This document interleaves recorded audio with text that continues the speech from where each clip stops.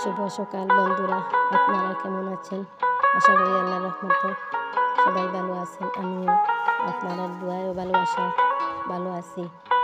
সকাল করে চা নিলাম, চা খাইলাম, চা খাওয়া দাওয়া শেষ করিয়া জাম্বুরা ফাড়িলাম, গাছ থেকে ফাড়িয়া আমিও খাইলাম, আমার জালে চন্ডেও দিলাম।